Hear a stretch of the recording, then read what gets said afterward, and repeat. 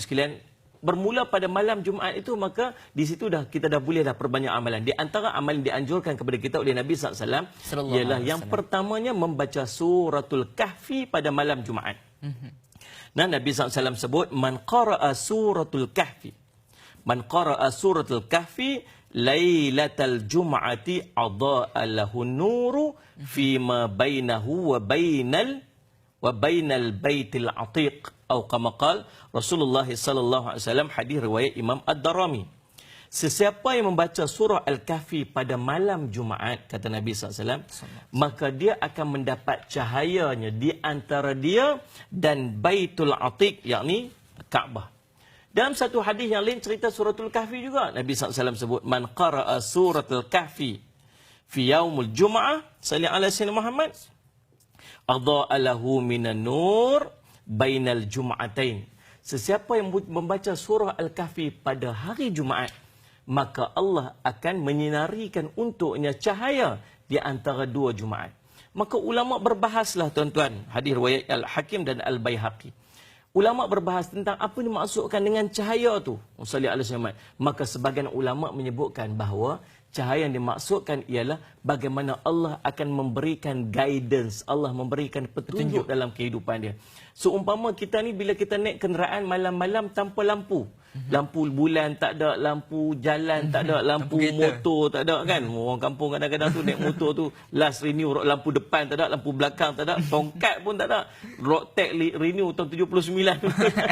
Naik motor gelap, bila bawa naik motor gelap ni takut sekali jatuh lubang itu. Tapi kalau ada lampu, selamat dia dalam perjalanan. Demikian dalam kehidupan kita sehari-hari. Kadang-kadang kita ni, tuan-tuan, nak buat keputusan, banyak keputusan yang kita nak buat dalam kehidupan kita seharian, yang kita tak tahu nak buat keputusan melainkan kita mendapat petunjuk di sisi Allah. Kan Ustaz Ismail? Maka orang ni, tuan-tuan, yang sentiasa beramal dengan suratul Kahfi itu, maka subhanallah, Allah akan memberi petunjuk dalam kehidupan dia seumpama cahaya yang terang dalam pemilihan-pemilihan dia buat dalam kehidupan. Yang kedua, cahaya yang akan dia dapat nanti di yaumul qiyamah.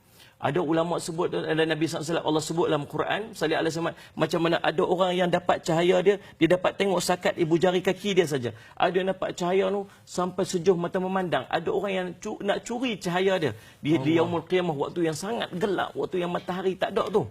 Jadi subhanallah, tuan-tuan, di antara amalan kita boleh buat untuk mendapat cahaya nanti di yaumul qiyamah ialah dengan kita membaca suratul Kahfi pada hari Jumaat. Itu tuan-tuan yang tengok live Facebook tu boleh share. Nah, mudah-mudahan orang lain pun dapat perkongsian manfaat daripada kita. Tuan-tuan, hari ini hari Jumaat. Hari yang sangat istimewa kepada orang mukmin. Sallallahu alaihi wasallam Muhammad. Hari yang Allah kurniakan segala keistimewaan kepada orang mukmin secara mingguan. Nah, sallallahu alaihi wasallam Muhammad. Tuan-tuan, sebab yang pertamanya, tuan-tuan, istimewanya hari Jumaat ini sebab sabda Nabi sallallahu alaihi wasallam bahawa hari Jumaat ialah hari raya bagi setiap orang mukmin. Sabda Nabi SAW daripada Ibnu Abbas radhiyallahu anhuma, wa Nabi SAW menyebutkan, sallallahu alaihi wasallam Muhammad, inna hadha yawmu aidin ja'alahu Allahu lil muslimin. Sesungguhnya, kata Nabi SAW, hari Jumaat ini, sallallahu alaihi wasallam Muhammad, adalah hari raya yang dijadikan oleh Allah kepada setiap muslimin. Hadis hasan, riwayat daripada Ibnu Majah. Yang kedua, hari Jumaat ini, tuan-tuan yang dirahmati oleh Allah sekalian, sallallahu alaihi wasallam Muhammad, ialah hari yang paling baik di kalangan hari-hari yang ada yang Allah bagi dekat kita ni. Sabda Nabi sallallahu alaihi wasallam, khairu yaumin tala'at alaihi syamsu yaumul Jumaah, atau kama qala Rasulullah sallallahu alaihi wasallam. Sabda Nabi sallallahu alaihi wasallam, hari yang paling baik di mana matahari terbit pada hari itu ialah hari Jumaat. Hadis sahih riwayat Imam Muslim. Hari Jumaat juga, subhanallah, sallallahu alaihi wasallam Muhammad, Nabi SAW menyebutkan dia sebagai Sayyidul Ayyam. Apa maksud Sayyidul Ayyam? Penghulu kepada setiap hari-hari. Antara cara untuk kita dapat istiqamah, soalan pertama tadi ni saya dah tertinggal jawapan.